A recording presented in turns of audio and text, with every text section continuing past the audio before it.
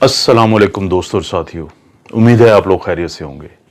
इस वीडियो में मैं एक ऐसा मौजू पे बात करूंगा जिसके बाद मुझे बहुत हद तक यकीन है कि कुछ लोग जिनको इस वीडियो का नुकसान होगा वो ज़रूर इस वीडियो को यूट्यूब से हटवाने की या रिमूव करवाने की कोशिश करेंगे।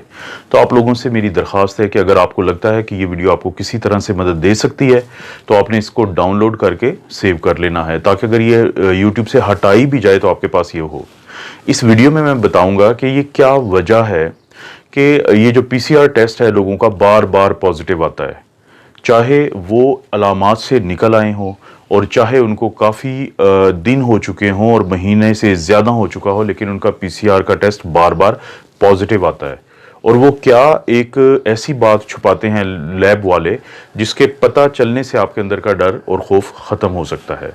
और इस बात को समझाने के लिए मैं सबसे पहले आपको वाइट बोर्ड पे कुछ चीज़ समझाता हूँ। जी दोस्तों, जिस बारे में मैं बात करना चाहता हूँ उसको समझने के लिए सबसे पहले ये स्ट्रक्चर को देखें। ये है कोरोना वायरस। इसकी ये जो बाहर रेड कलर की ये नज़र आ रही हैं, इसको हम कहते हैं स्पाइक प्रोटीन। और ये वही प्रोटीन है जिसकी मदद से ये वायरस हमारे जिस्म में दाखिल होता है। और ये है लिपिड की बाइलेयर, ये है इसकी होल जिसको आप कह सकते हैं, शेल कह सकते हैं।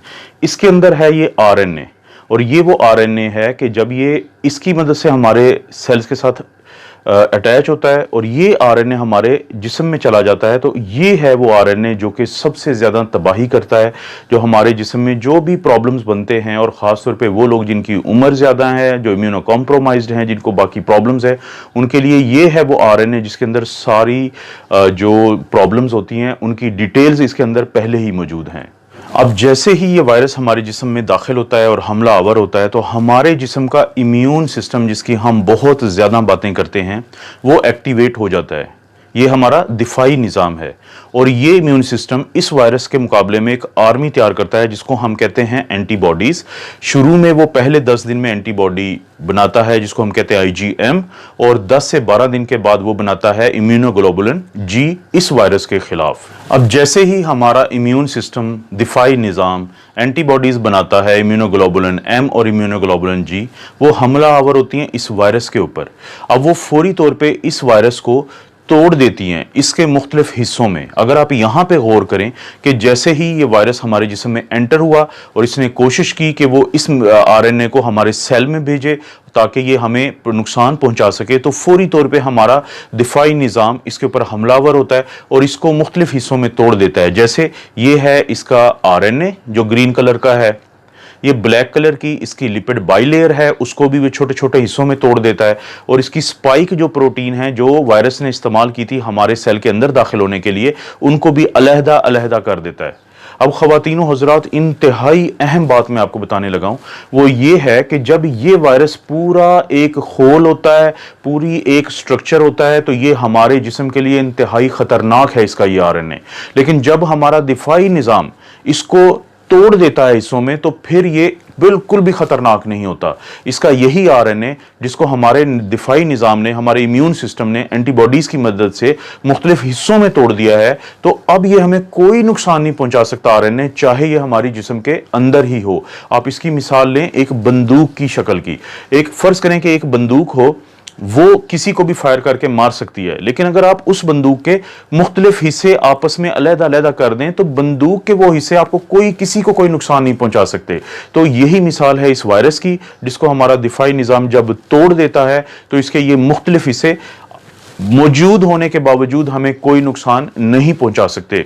लेकिन यहां पे आता है लेबोरेटरीज का एक घिनौना किरदार, वो मैं आपको अब बताता हूं। जी दोस्तों, अब जब लेबोरेटरी वाले हमारा ये टेस्ट करते हैं जिसको हम कहते हैं आरटी-पीसीआर या reverse transcriptase polymerase chain reaction, जो वो हमारे नाक या गले से वो स्वैब लेते हैं या स्वाबिंग करते हैं, तो वो जो टेस्ट है वो ये दोनों जो आरएनए हैं, चाहे तो ये वायरस के अंदर मौजूद हो या टुकड़ों की शक्ल में पड़ा हो हमारे जिस्म में और नाक के हिस्से में या गले के हिस्से में, वो उन दोनों को पॉजिटिव बताता है, वो दोनों को डिटेक्टेड बताता है। इस सेल के इस टेस्ट के अंदर ये सलाहियत ही नहीं है कि वो फर्क कर सके कि ये खतरनाक शक्ल में मौजूद आरएनए है या ये वो आरएनए है जो पड़ा भी रहे अगर 2 महीने तो जिस्म को इसका कोई नुकसान नहीं है।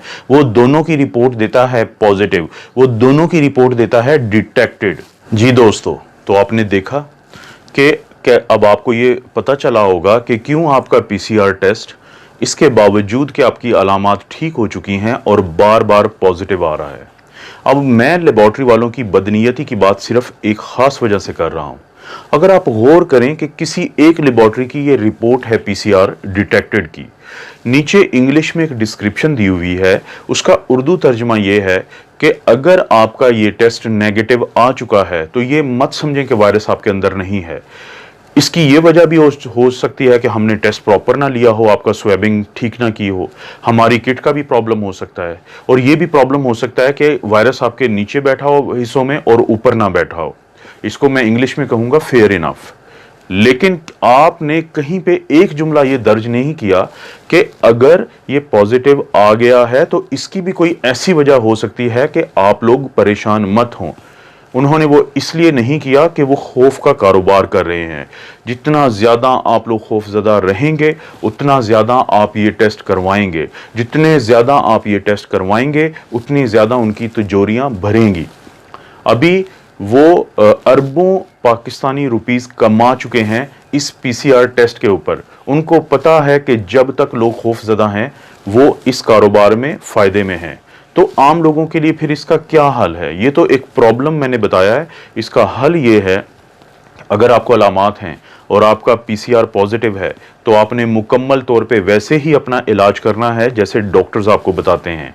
लेकिन अगर आपकी अलामात ठीक हो चुकी हैं तो इस चीज़ के चांसेस हैं कि ये वायरस मर चुका है और टुकड़ों टुकड़ों में पड़ा है। और अगर आपका पीसीआर पॉजिटिव भी आता रहता है अलामात जाने के बावजूद, तो आपको परेशान होने की ज़रूरत नहीं है। और जब ये एक दफ़ा टुकड़ों में तब्दील हो जाता है तो उसके बाद इसके अंदर ये सलाहियत भी ख़त्म हो जाती है कि ये आपसे किसी दूसरे को लग जाए।